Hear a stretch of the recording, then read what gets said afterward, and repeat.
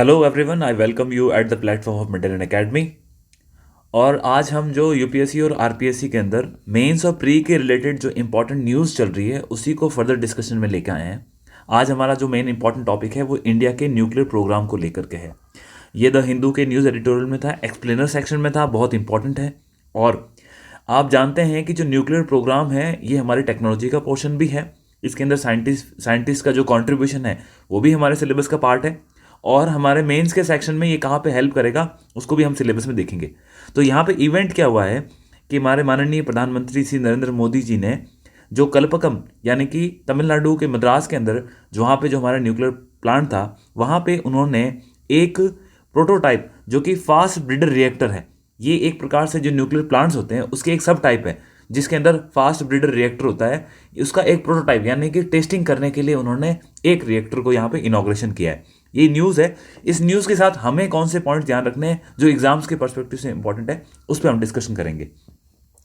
सबसे पहले आप ये देखिए, जिस प्रकार से हमारा जो मेंस का सिलेबस है आरपीएससी के अंदर, उसके अंदर आप जानते हैं कि जीएस 2 के अंदर आपको साइंस वाले पोर्शन में आपको न्यूक्लियर टेक्नोलॉजी मिलेगी जिसके अंदर न्यूक्लियर फिशन और फ्यूज़न। और जो हमारा 2021 का मेंस हुआ था उस मेंस के एग्जाम के अंदर आपसे इसका डिफरेंस पूछा गया था 5 मार्कर में आई थिंक। तो ये एक इंपॉर्टेंट 5 मार्कर और 2 मार्कर के अंदर पूछा गया था। तो ये वहाँ पे आपके इस प्रकार से question directly line to line syllabus से आ रहे हैं। यहाँ पे ये जो टॉपिक है न्यूक्लियर टेक्नोलॉजी का वो और क्यों इंपॉर्टेंट है मैं आपको दिखाता हूँ। फर्स्ट ऑफ ऑल आपका बेसिक जो फिजिक्स का फिनोमेना है न्यूक्लियर टेक्नोलॉजी वो यहाँ पे आ रही है। दूसरी हमारे यहाँ पे एक टेक्नोलॉजी पोर्शन में लिखा है कि recent development in information and communication technology. और इसी प्रकार से आप टेक्नोलॉजी का यहाँ पे हो रहा है। तो यहाँ पे जो हमारा हम डिस्कशन कर रहे थे इस टॉपिक में तो आपने देखा ये एक प्रोटोटाइप है किसका, फास्ट ब्रीडर रिएक्टर का। और क्यों इसको इतनी तवज्जो दी जा रही है, हिंदू ने एक पूरा पेज इसको संबोधित किया है। तो रीज़न क्या है कि हम एक नई टेक्नोलॉजी जो हमारा काफ़ी पुराना एम था उसको दोबारा से लेके आए। थर्ड, इसी सिलेबस के अंदर आप देखेंगे हमारे साइंस के सिलेबस के अंदर मेंशन है कि contribution of scientist, contribution of scientist किस प्रकार से वैज्ञानिकों ने योगदान दिया है। और लास्ट ईयर के मेंस के अंदर आपको पता होगा 10 मार्कर क्वेश्चन आया था जिसके अंदर 5 अलग अलग साइंटिस्ट के नाम लिखे हुए थे और उनके योगदान को, उनकी जो साइंस के अंदर उनका कंट्रीब्यूशन है उसके बारे में आपको मेंशन करना था। तो ये जो दवा वहाँ पे एक डायरेक्ट इंपॉर्टेंट सवाल आया था। यहाँ पर भी जिस प्रकार से ये न्यूक्लियर टेक्नोलॉजी है इसकी बात कर रहे हैं हम, और इस न्यूक्लियर टेक्नोलॉजी में हमारे कौन से साइंटिस्ट हैं जिनका इंपॉर्टेंट और अभूतपूर्व योगदान रहा है उसकी यहाँ पे चर्चा होगी। और आपको मैं बता दूं कि भारत जो न्यूक्लियर टेक्नोलॉजी के लिए हमारा एक 3 स्टेज मॉडल है, 3 स्टेज न्यूक्लियर एनर्जी का एक डेवलपमेंट का हमारा मॉडल है। और इस मॉडल की जो सबसे पहले किसी व्यक्ति ने इसकी आकांक्षा की थी तो ये जो डेवलप किया था उसमें योगदान था होमी जहांगीर भाभा, जिनके नाम से ही हमारा भाभा एटॉमिक रिसर्च सेंटर है वो महाराष्ट्र में है। तो आप ये देखिए ये एक साइंटिस्ट का योगदान, उसके बाद कौन सी टेक्नोलॉजी है और इसके अलावा ये एक रिसेंट इवेंट भी है। तो इन सारी चीज़ों को हम देखेंगे और इसके अंदर कौन सी टेक्नोलॉजी वो देखेंगे। आगे बढ़ते हैं। सबसे पहले आपको ये समझना होगा जब हम न्यूक्लियर टेक्नोलॉजी की बात कर रहे हैं, और दूसरा मैं ये भी कहना चाहता हूँ ज्योग्राफी में भी आपको ध्यान रखना है कि कुछ मेजर इन्वायरमेंटल इश्यूज़ हमारे वर्ल्ड में, इंडिया में और राजस्थान में, तीनों में मेंशन है। तो इन्वायरमेंटल इश्यूज़ भी है क्योंकि न्यूक्लियर टेक्नोलॉजी को इसके जो नेगेटिव इफेक्ट्स होते हैं, जैसा कि आप जानते हैं कि जापान के अंदर फुकुशिमा दाइची जो हमारा फुकुशिमा प्लांट था वहाँ पे 2011 में जिस प्रकार का इंसिडेंट हुआ था उस इंसिडेंट के बाद से लोग न्यूक्लियर टेक्नोलॉजी को लेकर के विरोध कर रहे हैं। इसमें कई एंगल थे, कहा गया कि फॉरेन फंडिंग्स भी हो रही है क्योंकि भारत जिस प्रकार से अपने कल्पकम में डेवलपमेंट कर रहा था, कुदनकुलम में कर रहा था, वहाँ विरोध भी बहुत हुए थे हमारे तमिलनाडु और केरला दोनों स्टेट्स के अंदर। तो ये चीज़ें भी आपको इसमें ध्यान में रखनी है। सबसे पहले आपको ये समझना होगा आखिर न्यूक्लियर टेक्नोलॉजी में है क्या। आपको ये समझना होगा जो हम नॉर्मली जो यूरेनियम होता है जो हमको प्रकृति में नेचुरल रूप से प्राप्त होता है, आप जानते हैं कि यूरेनियम का जो एटॉमिक नंबर है वो 92 है, लेकिन इसका एटॉमिक मास आपको अलग अलग मिलेगा। आपने देखा होगा कई जगह आपको इसका एटॉमिक मास 235 मिलता है, कहीं 239 मिलता है, कहीं 238 मिलता है, कहीं 234 मिलता है। अब रीज़न क्या है, जो हमको नेचुरली यूरेनियम मिलता है उस नेचुरल यूरेनियम के अंदर 235 होता है, लेकिन इस जो हमको ये यूरेनियम आपको नेचुरली मिला, इस यूरेनियम के अंदर जो यूरेनियम की मात्रा होती है वो लगभग 0.72% के आसपास होती है। अब 0.72% वो न्यूक्लियर एलिमेंट है, परंतु ये सफिशिएंट नहीं है। ये सफिशिएंट किस लिए नहीं है? ना तो आप इससे एनर्जी प्रोड्यूस कर सकते हो और ना ही इससे आप कोई न्यूक्लियर वेपन बना सकते हो। आप मेरी इस बात को यहाँ पे जरूर फॉलो करना। मैं आपको दोबारा बताता हूँ। जो नेचुरली हमको यूरेनियम मिलता है, उस यूरेनियम के अंदर जो यूरेनियम की कंसंट्रेशन होती है, यूरेनियम 92 जो हमको नेचर से मिलता है, उस यूरेनियम के अंदर जो यूरेनियम की मात्रा होती है वो 0.72% होती है, यानी कि लेस देन 1%। और ये लेस देन 1% ना तो न्यूक्लियर एनर्जी बनाने के लिए और ना ही न्यूक्लियर वेपन बनाने के लिए, दोनों ही कंडीशन के लिए ये सफिशिएंट नहीं है। तो किया क्या? तो इसी के लिए हम बोलते हैं यूरेनियम इनरिचमेंट।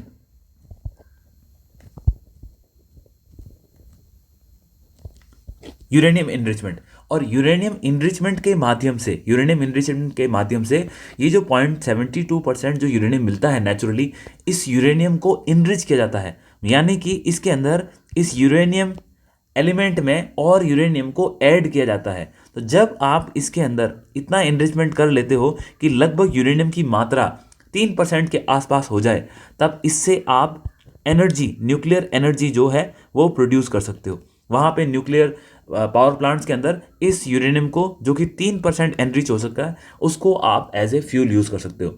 जबकि अगर आपको न्यूक्लियर वेपन बनाना है, इसी यूरेनियम को आपको इनरिच करना पड़ेगा ऑलमोस्ट 90% के आसपास। आपको बता दूं क्यों आखिर यूएसए ने जो ईरान के खिलाफ एक्शंस लिए, वहाँ पे जो उनकी न्यूक्लियर फैसिलिटीज़ थी उनको तबाह करने की कोशिश की, क्योंकि अमेरिका के जो इंटेलिजेंस एजेंसीज हैं उनको ये इनपुट मिला कि जो ईरान देश है, वो ईरान देश क्या कर रहा था, वो अपना न्यूक्लियर वेपन बनाने के लिए जो यूरेनियम है उसका इनरिचमेंट का प्रोग्राम चला रहा था। अब यूरेनियम का इनरिचमेंट यानी कि क्या? जो मेन फ्यूल चाहिए आपको कोई भी न्यूक्लियर वेपन बनाने के लिए, उसके अंदर आपको यूरेनियम की मात्रा 90% चाहिए। तो जो वहाँ की CIA है, सेंट्रल इन्वेस्टिगेशन एजेंसी है यूएसए की, उसको ये इन्फॉर्मेशन मिली कि ईरान का जो न्यूक्लियर वेपन का इनरिचमेंट का प्रोग्राम है, उसके अंदर वो क्रिटिकल तरीके से 90% के आसपास वो अपनी टेक्नोलॉजी को अचीव कर लेगा। तो फिर यूएसए ने उनकी जो उनकी लैब्स थी, उन लैब्स के ऊपर अटैक किया, उसके ऊपर सैंक्शंस लगाए और इस प्रकार से उन्होंने काफ़ी डैमेज किया। इसी कारण से ईरान और यूएसए के जो रिश्ते हैं आपस में आपको काफ़ी टेंस दिखाई देंगे। तो ये तो एक चीज़ होगी जिसमें आपने देख लिया कि यूरेनियम इनरिचमेंट क्या होता है। उसी प्रकार से अब हमें हमारे सिलेबस में जो लिखा था उस चीज़ को देखिए। तो सेकंड पोर्शन था वो है आपका न्यूक्लियर फिशन और न्यूक्लियर फ्यूज़न। फ्यूज़न का मतलब हो गया संकलन और फिशन का मतलब हो गया विखंडन। अब फ्यूज मतलब कि इकट्ठा होना और फिश मतलब कि एक तरह से टूटना या विखंडित होना। तो ये जो विखंडन की क्रिया है उसके अंदर, तो आपने जो पीछे डायग्राम आया था उसको देखिए आप। इस डायग्राम में आप देख सकते हैं, जब हम किसी एक यूरेनियम 92 के इसके ऊपर आप कोई भी न्यूट्रॉन से बम्बार्टमेंट करते हो, तो ये जो आपका यूरेनियम है वो दो पार्ट्स के अंदर डिस्ट्रीब्यूट हो जाता है, जैसे एक बेरियम है और एक ट्रिटियम। लेकिन इसके साथ जो और न्यूट्रॉन्स रिलीज होते हैं जिसे हम एनर्जी कहते हैं, यही तो वो एनर्जी है। और इसमें क्या है, ये कंटिन्यूस चेन रिएक्शन है, यानी कि एक बार जब आपने किसी न्यूट्रॉन से अटैक कर दिया तो ये चेन रिएक्शन कंटिन्यूस चलती रहेगी। तो यानी कि एक चीज और आपको समझनी होगी, न्यूक्लियर एनर्जी बनानी हो या फिर आपको न्यूक्लियर वेपन बनाना हो, दोनों ही कंडीशन में आपके लिए क्या एसेंशियल है? आपके लिए एक चेन रिएक्शन बहुत इंपॉर्टेंट है। चेन रिएक्शन से यही तात्पर्य है कि जैसे आपने ये यूरेनियम था, इस यूरेनियम 92 के ऊपर आपने किसी न्यूट्रॉन से अटैक किया, ये दो पार्ट में टूट गया, परंतु इसके साथ न्यूट्रॉन्स रिलीज हुए, वो एक तरह से एनर्जी। फिर ये न्यूट्रॉन्स जाएंगे और फिर बम्बार्टमेंट करेंगे, तो बम्बार्टमेंट करने के साथ ये जो एनर्जी है वो स्केल बढ़ता ही रहेगा और इस एनर्जी को स्टॉप नहीं किया जा सकता। इस एनर्जी को स्टॉप करने के लिए ही न्यूक्लियर पावर प्लांट्स के अंदर कूलांट्स होते हैं, जिसको हम, जैसे गाड़ी को ठंडी करने के लिए आप कूलांट इस्तेमाल करते हैं, तो न्यूक्लियर पावर प्लांट के अंदर भी कूलांट्स का इस्तेमाल किया जाता है। वो एक डिफरेंट सेट है। लेकिन अभी आप देखिए, अब सेकंड जो टॉपिक था फिशन और फ्यूजन, जो हमने देख लिया, तो यहाँ पे जो हमारे किसी भी न्यूक्लियर पावर प्लांट के अंदर जो क्रिया होती है उसमें होता है विखंडन या फिशन, जिसके अंदर यूरेनियम है वो दो भागों में टूटता है और एनर्जी रिलीज करता है। जबकि न्यूक्लियर फ्यूजन क्या होता है, जैसे सूर्य है, सन के अंदर क्या होता है, हाइड्रोजन के ही दो आपके अलग अलग मिल जाएंगे और ये मिल करके हीलियम बना लेंगे। तो यहाँ पे क्या हो रहा है, एनर्जी मास स्केल में यहाँ भी जनरेट होती है, परंतु यहाँ पर क्या होता है, फ्यूज होता है, दो एलिमेंट मिला करके किसी एक नए एलिमेंट का निर्माण कर देंगे। तो ये फ्यूजन हो गया और ये फ्यूजन हो गया, दोनों के एग्जाम्पल हो गए। तो अगर न्यूक्लियर पावर प्लांट है तो वहां आपको कौन सी एनर्जी मिलेगी, न्यूक्लियर विखंडन की। और यदि आपका जैसे सन है तो वहां आपको मिलेगी फ्यूजन की या संकलन की। तो ये तो एक इंपॉर्टेंट हो गया आपके सिलेबस के हिसाब से। दूसरा, होमी जहांगीर भाभा साहब का इसमें क्या योगदान था। तो उन्होंने क्या किया, भारत के लिए उन्होंने बोला कि हमें भारत की जो टेक्नोलॉजी डेवलप करनी है, इस टेक्नोलॉजी को डेवलप करने के लिए हमें 3 स्टेज न्यूक्लियर प्रोग्राम बनाना पड़ेगा। 3 स्टेज न्यूक्लियर प्रोग्राम बनाना पड़ेगा। तो उन्होंने बोला फर्स्ट स्टेज, फिर सेकंड स्टेज, फिर थर्ड स्टेज। आपका एम क्या था, इनका यह कहना था कि फर्स्ट स्टेज के अंदर, चूंकि आप जानते हैं कि भारत एक ऐसा देश है, भारत के अंदर यूरेनियम हमारे पास कितने रिजर्व हैं, भारत के अंदर जो यूरेनियम के रिजर्व्स हैं वो लगभग विश्व के यूरेनियम के केवल 2% है। और हमारे पास जो थोरियम है, जो आप जानते हैं कि केरला के कोस्ट के ऊपर आसपास जो हमें मिलती है मिट्टी के रूप में, थोरियम है, उसके रिजर्व लगभग 25 से 26% के आसपास है दुनिया के रिजर्व के। तो हमारे पास है क्या, हमारे पास थोरियम है। और हमारे पास क्या नहीं है, हमारे पास यूरेनियम के रिजर्व्स नहीं है। तो आपको यूरेनियम कहाँ से लेके आना पड़ेगा, एक तो आपको यूरेनियम बाहर से इंपोर्ट करना पड़ेगा।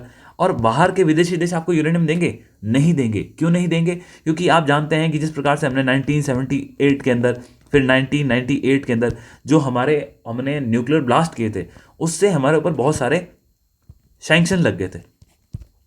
अब इन सैंक्शंस लगने के कारण ही भारत के ऊपर, जब ये सैंक्शंस लग गए, इन सैंक्शन लगने के कारण भारत के न्यूक्लियर प्रोग्राम्स के ऊपर बहुत बड़ा डेंट लगा और भारत को जो यूरेनियम बाहर से मिलना था एनरिच होके, उसके ऊपर बैन लग गया। फ्रांस देने को तैयार था, परंतु विश्व के बाकी देशों ने, जिसमें यूएसए और ब्रिटेन काफ़ी अग्रेसिव थे, उन्होंने भारत के ऊपर काफ़ी प्रेशर बनाया, फ्रांस के ऊपर प्रेशर बनाया कि इनको आप यूरेनियम नहीं दोगे। तो हमारा न्यूक्लियर पावर प्रोग्राम जो चल रहा है वो काफ़ी लेट हुआ।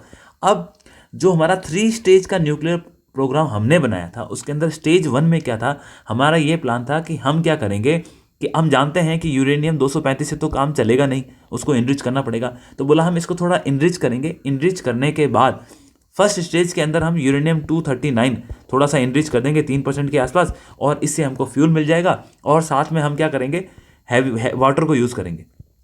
वो वाटर बॉयल वाटर हो सकता है, तो बॉयल वाटर रिएक्टर हम बोलते हैं। तो ये क्या होगा, बॉयल वाटर रिएक्टर के अंदर बॉयल वाटर यूज़ करेंगे, वो एक कूलांट की तरह काम करेगा, या ग्रेफाइट का यूज़ करेंगे। और इस प्रकार से हम विदेशों से आयात करके ही यूरेनियम जो एक एनर्जी है उसका इस्तेमाल करेंगे। अब ये हुआ, जब आप ध्यान रखना, जब यूरेनियम 239 का हम इस्तेमाल करते हैं, किसका इस्तेमाल करते हैं, यूरेनियम 239 का जब हम स्टेज 1 के अंदर इस्तेमाल करेंगे, इससे होता क्या है, जब इसका विखंडन होता है तो आपको मिलता है प्लूटोनियम, प्लूटोनियम 239। तो भारत ने कहा कि ये भी तो एक न्यूक्लियर एलिमेंट है, तो हम इस प्लूटोनियम 239 का, जो कि फर्स्ट स्टेज के अंदर हमें प्राप्त हो रहा है, हम इसको सेकंड स्टेज के अंदर एज ए फ्यूल इस्तेमाल करेंगे। कोई भी एनर्जी अगर आपको जनरेट करनी है तो उसके लिए आपको फ्यूल तो चाहिए। तो उन्होंने बोला हम क्या करेंगे, यहाँ पे प्लूटोनियम 239 को एज ए फ्यूल यूज़ करेंगे। तो आपने यहाँ पे प्लूटोनियम 239 फर्स्ट स्टेज के बाद प्राप्त कर लिया, फिर इस फ्यूल को हम यहाँ पे इस्तेमाल करेंगे। और इसका इस्तेमाल करने से, इसका किसके साथ इस्तेमाल किया जाएगा, प्लूटोनियम 239 का, साथ में क्या इस्तेमाल करोगे आप, यूरेनियम 238 भी करोगे। और इन सब से करके आप क्या करोगे, इसको हम प्रेशराइज फास्ट ब्रीडर रिएक्टर भी कहते हैं। और इसको करके आप क्या बनाओगे, आप एनर्जी जनरेट करोगे। इस एनर्जी से होता क्या है, यहां पर भी आपको प्लूटोनियम फिर से मिलता है। डन। तो सेकंड स्टेज के बाद भी आपको क्या मिल रहा है, प्लूटोनियम मिल रहा है। ये सारी चीजें करते करते उन्होंने बोला कि जो लास्ट स्टेज आएगी उसमें हम क्या करेंगे, प्लूटोनियम 239 और साथ में जो हमारे पास थोरियम अवेलेबल है बहुत सारा, हम यहां इस्तेमाल करेंगे किसका, थोरियम का। तो प्लूटोनियम का इस्तेमाल किया और थोरियम का इस्तेमाल किया, और इससे हमें ज़्यादा एनर्जी मिलेगी। अब यहाँ पे क्या, एनर्जी तो आपको ज़्यादा मिल रही है, लेकिन प्लूटोनियम 239 जब हम इस्तेमाल करेंगे सेकंड और थर्ड में, इसमें होता क्या है, जितना आप इस्तेमाल कर रहे हो इसको, उससे ज़्यादा आपको इसका उत्पादन भी मिलता है रिएक्शन खत्म होने के बाद में। तो ये फर्स्ट सेकंड 3 स्टेज हमारी जो न्यूक्लियर की 3 इंपॉर्टेंट स्टेज है, उसके अंदर जो हमारा, आपको ये ध्यान होना चाहिए कि आपका उसके अंदर कौन सा फ्यूल आप इस्तेमाल कर रहे हैं। तो हमारा जो ये 3 स्टेज न्यूक्लियर प्रोग्राम आप समझ गए होंगे, और इसी के अंदर इसी को इम्प्लीमेंट करने के लिए ये सारा जो प्लान बनाया था, हमारा first stage plus second stage plus third stage, इन तीनों का जो प्लान बनाया था ये हमारे साइंटिस्ट होमी जहांगीर भाभा ने बनाया था। अब आपसे ये पूछ ले कि भारत के जो 3 स्टेज का न्यूक्लियर पावर प्रोग्राम बनाया गया, इसका उद्देश्य क्या था, तो आपको उद्देश्य ये समझना होगा इसमें आप कर क्या रहे हो। एक तो आप जानते हैं कि हमारी पॉपुलेशन बढ़ रही है, पॉपुलेशन बढ़ रही है तो हमारी ऊर्जा की डिमांड भी बढ़ रही है, और ऊर्जा आप जानते हैं कि जो कि हमारी जो मोस्टली एनर्जी है वो थर्मल बेस्ड है।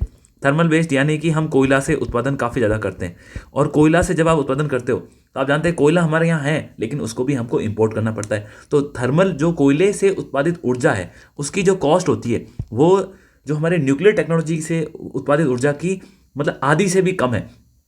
कोयले से जो उत्पादित होती है उसका अगर आप देखेंगे अलग अलग स्टेट्स के अंदर अलग अलग चार्जेस हैं, परंतु न्यूक्लियर एनर्जी की कीमत है वो 3 से 4 रुपये प्रति किलोवाट के हिसाब से पड़ती है, जबकि कोयले के अंदर यही कॉस्ट है वो आपकी 8 to 9 रुपीज़ है, तो ऑलमोस्ट आधे से कम है। तो इसलिए हमारा एक तो रीज़न ये हो गया कि हमारी बढ़ती हुई जो जनसंख्या है उसकी मांग, क्योंकि ऊर्जा की मांग बढ़ रही है और उसके कारण हमको ये करना है। दूसरा फैक्टर क्या हो गया, हमारी कॉस्ट है, क्योंकि ये इकोनॉमिक है। तीसरा सबसे इंपॉर्टेंट, चूंकि हमारे पास क्या है, थोरियम के रिसोर्सेज दुनिया का 1/4 भाग हमारे पास है, तो इस इतने सारे थोरियम होने के कारण हमारा क्या होगा, इसमें अंदर सेल्फ सफिशिएंट हो जाएंगे। आज आप जानते हैं कि ऑयल के लिए, गैस के लिए, कोयले के लिए आप दुनिया के ऊपर निर्भर हो, जिससे आपकी जो सोवरेनिटी है वो भी हैम्पर होती है। तो ये क्या होगा, जब आप सेल्फ सफिशिएंट हो जाओगे थोरियम का इस्तेमाल करते हुए, जो हमारा फर्स्ट सेकंड और थर्ड स्टेज, इस कारण से सेल्फ सफिशिएंसी हासिल कर लोगे, तो ये हमारी इकोनॉमी के लिए एक बहुत ही इंपॉर्टेंट पहलू बन जाएगा। हमारा जो ट्रेड डेफिसिट है कम होगा, इंपोर्ट कवर कम होगा। तो ये सारी चीज़ें हैं जिस चीज़ों के कारण इससे हमारा ये जो उद्देश्य बनाया था होमी जहांगीर भाभा साहब ने, कि ये बहुत ज़रूरी था। ये तो हो गया उद्देश्य, इनका योगदान हो गया, और ये उसके कुछ कारण बता दिए जिससे हमको इस प्रकार बेनिफिट मिलेगा। अब जो प्रधानमंत्री नरेंद्र मोदी जी ने जो टेस्ट किया है, प्रधानमंत्री नरेंद्र मोदी ने जो इनॉग्रेशन किया है, ये जो आप देख रहे हैं ये स्टेज 2 है। ऐसा नहीं है कि ये स्टेज 2 अभी स्टार्ट हुआ, ये स्टेज 2 तो लगभग 1977 के आसपास, जब होमी जहांगीर भाभा थे उस टाइम से चल रहा है। परंतु हुआ क्या, आप जानते हैं कि हमने 1974 के अंदर, फिर 1998 के अंदर जो हमारे न्यूक्लियर ब्लास्ट किए उसमें सैंक्शंस लगे। तो सैंक्शन लगे तो हमारी जो स्टेज 1 और स्टेज 2 के लिए जो हमको यूरेनियम चाहिए था वो यूरेनियम ही विदेशों ने नहीं दिया, जिस कारण से इसमें काफ़ी हमें तकलीफ हुई। और इस कारण से समय के साथ आज देखिए आप 2023 के अंदर चल रहे हैं, और यहाँ पर जाकर के हमारे तमिलनाडु के कल्पकम में मोदी जी ने जाके इसको इनॉग्रेट किया है।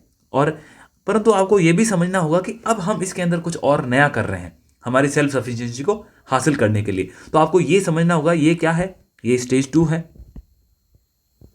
स्टेज 2 के अंदर कौन सा है, ये आपका नाम लिखा है यहाँ पे, आप देखिए, ये तो प्रोटोटाइप है, फास्ट ब्रीडर रिएक्टर,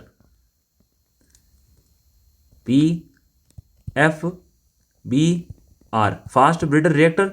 और ये आपका क्या था, ये प्रोटोटाइप था। तो आपको यही समझना होगा कि ये फास्ट ब्रीडर रिएक्टर है, उसका एक उदाहरण है, और इसके अंदर आप हैवी वाटर का इस्तेमाल करेंगे। हैवी वाटर जो होता है एज ए कूलांट, उसको ठंडा करने के लिए होता है, और वो भी काफ़ी कॉस्टली होता है। तो भारत इसीलिए अपनी सेल्फ सफिशिएंसी, इसके अंदर टेक्नोलॉजी क्या है, इसके अंदर आप यूरेनियम 239 का इस्तेमाल तो करोगे, लेकिन जब आप, और साथ में क्या है, जो आपको फर्स्ट हमारी स्टेज थी जिसके अंदर आपको प्लूटोनियम प्राप्त हुआ था 239, उसी प्लूटोनियम को यूरेनियम के साथ इस्तेमाल करोगे तो आपको यहाँ एनर्जी तो मिलेगी जो रिलीज होती है। इस एनर्जी के साथ आपको प्लूटोनियम 239 जितना आपने, मान लीजिए यहाँ पे आपने 100 ग्राम ऐड किया तो आपको उत्पादन के अंदर 104 ग्राम मिलेगा।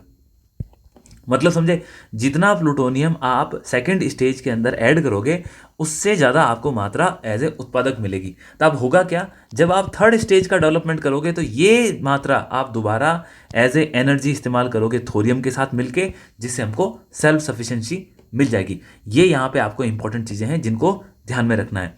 इसके अलावा आपको ये भी ध्यान रखना है कि भारत के अंदर कितने हमारे न्यूक्लियर पावर प्लांट्स हैं और कहाँ कहाँ लोकेटेड है, क्योंकि ये सवाल भी आ सकता है। तो आप देखिए, तो ये आप देख सकते हैं जिस प्रकार से आप जानते हैं कि हमारे राउत भाटा राजस्थान के अंदर, कोटा के अंदर आपको राजस्थान के एटॉमिक पावर प्लांट्स मिलते हैं, जिसकी हमारे पास 6 हमारे पास वहाँ पे इसके रिएक्टर्स हैं। उत्तर प्रदेश के अंदर नरोरा है।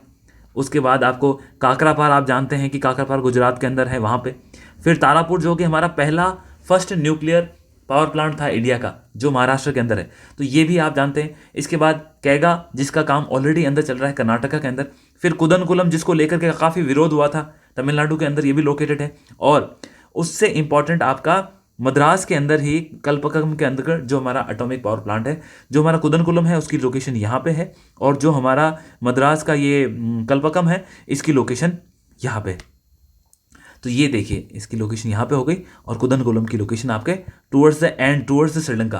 तो इनको लेकर के, इन दोनों साइड्स को लेकर के लोगों का काफ़ी विरोध भी था कि देखिए इसका जो रेडियो एक्टिव एलिमेंट्स होंगे वो बाहर आएंगे, उससे नुकसान होगा और वहाँ पे मछलियों को नुकसान हो सकता है, हमारी आजीविका को नुकसान हो सकता है। ये कुछ चीज़ें हैं जो विरोध में उठ के आई।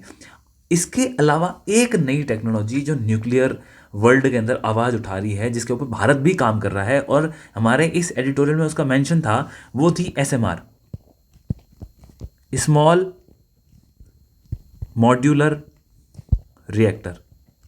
अब क्या है, बोला हम इतने बड़े बड़े जो हम रिएक्टर्स लगा रहे हैं, उसकी बजाय हम ऐसे रिएक्टर डिज़ाइन करें जो लगभग 300 मेगावाट कैपेसिटी के हो। और इसमें क्या होगा, इनको मैनेज करना आसान होता है, इनके लिए आपको ज़मीन कम चाहिए, ठीक है। इसके अंदर आपको सेफ्टी फीचर ज़्यादा मिलते हैं। तो जैसे जिस प्रकार से वो फुकुशिमा वाली घटनाएं हुई थी, इसने क्या कंट्रियों को और आगे अग्रसित किया। तो जो हमारी वैज्ञानिक कम्युनिटी है, वो दिन प्रतिदिन इस चीज़ों के ऊपर अग्रसर है, काम कर रहे हैं, नई टेक्नोलॉजी को खोज रहे हैं। तो ये सारी चीज़ें हमें हेल्प कर रही है, किस चीज़ के अंदर, ये हमें हेल्प कर रही है ताकि हम न्यूक्लियर टेक्नोलॉजी के अंदर और एडवांसमेंट हासिल करें। आई होप एक मोटी पिक्चर मैंने आपको बताई होगी, ये चीज़ें आपको काफ़ी हेल्प करेगी। इसके साथ आप 2-3 सेंटर्स जरूर याद रखें। एक Bhabha atomic research centre Maharashtra के अंदर। सेकंड आप ये याद रखें, हमारी Indira Gandhi centre for atomic research, ये आपका हमारे यहीं पर है। कहाँ पे, कल्पकम में, जहाँ पे इसका इनॉग्रेशन किया गया। ये आज का सेंटर नहीं है, ये सेंटर बहुत पुराना है, जिस वक्त इसका काम शुरू किया गया था। और इसके अलावा एक आप ध्यान रखना, भाविनी, हमने एक संस्था बनाई थी, भाविनी, ये बनाई थी स्टेज 2 के डेवलपमेंट के लिए। जो हमारा स्टेज 2, जो हमारा nuclear power plant, nuclear power program था, उसके अंदर स्टेज 2 के अंदर बनाया था। इसका अगर आप फुल फॉर्म लिखना चाहें तो ये भी आप नोट कर लें, भारतीय नाभिकीय विद्युत और आपका निगम।